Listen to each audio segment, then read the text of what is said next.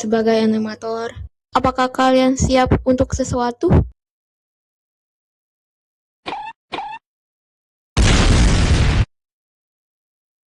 Baiklah, jika kalian sangatlah mengerti, di sini kamu punya dua pilihan. Di depan mata kalian ada dua pipa. Yang ini kalau mau uploadnya cepet tapi animasinya meh. Yang ini kalau uploadnya lama banget tapi masterpiece. Sekarang pilihlah dengan baik. Pilihlah seperti ini. Dan jangan milih seperti ini. Aku sih milih yang ini. Kenapa? Karena fokus ke hasilnya lebih bagus. Wow. Kau tahu apa itu artinya apa? Pilihan yang bijak. Sekarang masuklah ke pilihanmu. Sekarang kau pula. Oh iya, tehku. Kau bisa memilih dua pipa ini sendiri ya? Aku nak pergi.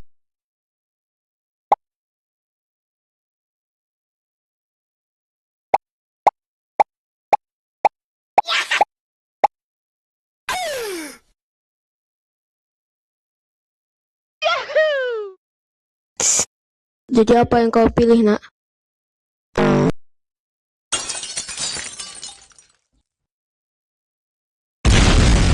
Assalamualaikum.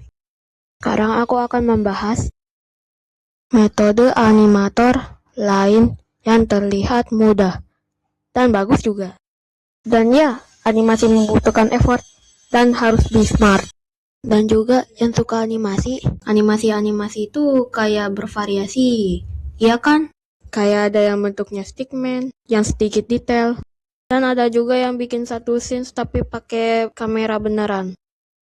Saya dengar kakak juga menggunakan screenshot beneran buat video Anda. Dan juga menggunakan wayang untuk beberapa adegan. Dan satu lagi, Kak. Apakah kakak senang dengan karakter unik ini? Ya, tepat sekali Tuan. Cara ini mempermudah saya. Dan sekarang aku akan membahas metode yang digunakan untuk mempermudah animator lain. Mulai yang dari pertama adalah Squash and stretch transition. sebatas pengetahuan saya, yang pertama ini metodenya basic. Kayak 90% animator pernah kayak gini. Bahkan animator dulu biasanya ya pakai ini juga, sekarang nggak. Soalnya mereka punya banyak tim, ya. Allahu alam ya. Dan gimana cara animasinya? Mariku tunjukkan. Biasanya efek ini digunakan saat karakter ingin mengubah ekspresi. Ya, atau pose.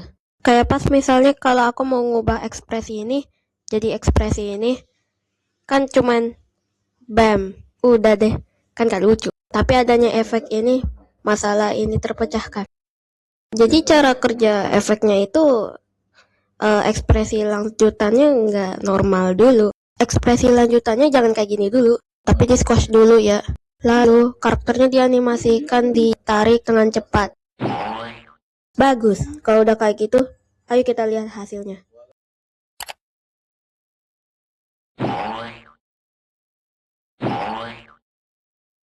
Sukses! Oke, yang ini udah. Jadi ya, kita akan membahas seterusnya, yaitu Smear frame. sebatas pengetahuan saya, kalau mau animasinya smooth tapi nggak mau kebanyakan frame kayak gini ya, mungkin metode ini cocok buat kau. Buat yang tahu banget sama teori animasi pasti tahu lah metode ini. Dan buat aku ya metode ini berguna. Ya, berguna.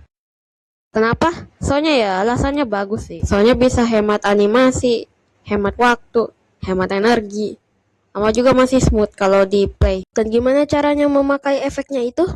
Misalnya kamu ditantang sama orang, disuruh animasiin orang yang lagi ngangkat tangan, habis itu tangannya mau ke bawah.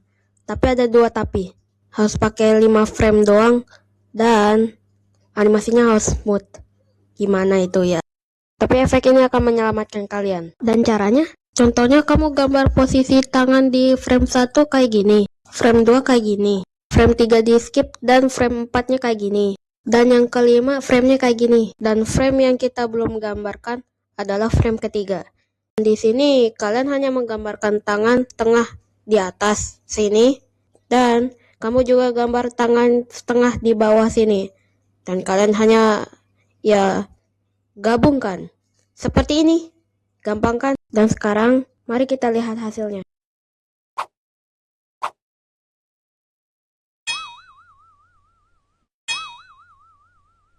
Sukses! Oke, yang nomor 2 udah selesai. Oke, sekarang kita butuh yang ketiga, yaitu Pause and Mouth Library. sebatas pengetahuan saya, metode ini kayak diibaratkan animator yang punya perpustakaan. Tapi isi perpustakaannya bukan buku, tapi pose-pose karakternya itu. Aku mau bilang kalau metode ini ya bagus, tapi bukan bagus doang. Ini berguna banget. Allahu alam ya.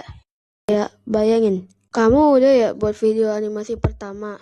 Lalu, kamu ingin membuat video animasi lagi. Dan daripada membuat pose, gerakan, dan mulut dari nol, kamu bisa tinggal ngambil aset gambar gerakan karakter itu dari project animasi pertama kamu sebelumnya.